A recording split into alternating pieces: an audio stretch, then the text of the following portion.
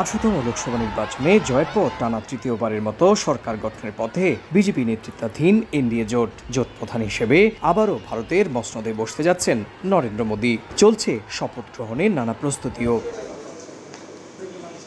আমন্ত্রণ জানানো হয়েছে 800-এরও বেশি অতিথিকে। মোদীর শপথ অনুষ্ঠানে উপস্থিত থাকবেন বাংলাদেশের প্রধানমন্ত্রী শেখ হাসিনা, মালদ্বীপের প্রেসিডেন্ট মোহাম্মদ মইজু সহ 7 দেশের সরকার ও রাষ্ট্রপ্রধান।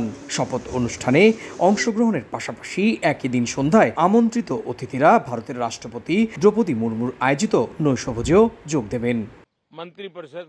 ভারতীয় পররাষ্ট্র মন্ত্রণালয়ের এক বিবৃতিতে বলা হয়, ভারতের প্রতিবেশী দেশ এবং ভারত মহাসাগর অঞ্চলের দেশগুলোর নেতাদের বিশিষ্ট অতিথি হিসেবে আমন্ত্রণ জানানো হয়েছে।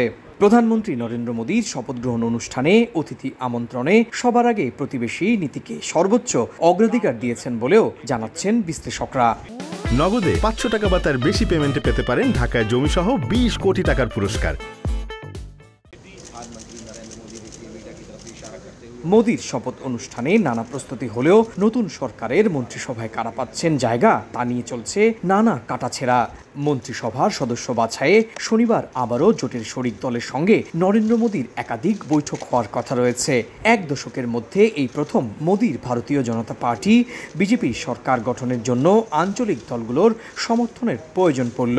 বিজেপি একক সংখ্যাগরিষ্ঠতা না পাওয়ায় জোট সরকারের কিংমেকার হিসেবে বিবেচনা করা হচ্ছে অন্ধ্রপ্রদেশের মুখ্যমন্ত্রী চন্দ্রবাবু নাইডু এবং বিহারের মুখ্যমন্ত্রী নীতিশ কুমারকে। ধারণা করা হচ্ছে নতুন মন্ত্রিসভায় প্রভাব থাকবে এই দুই নেতার। এদিকে পার্লামেন্টে বিরোধী দল ইন্ডিয়া জোটের নেতা কে হবেন তা নিয়েও চলছে জোর আলোচনা। জোটের নেতৃত্বের বিষয়ে এরই মধ্যে বৈঠকে বসছে কংগ্রেসের ওয়ার্কিং কমিটি।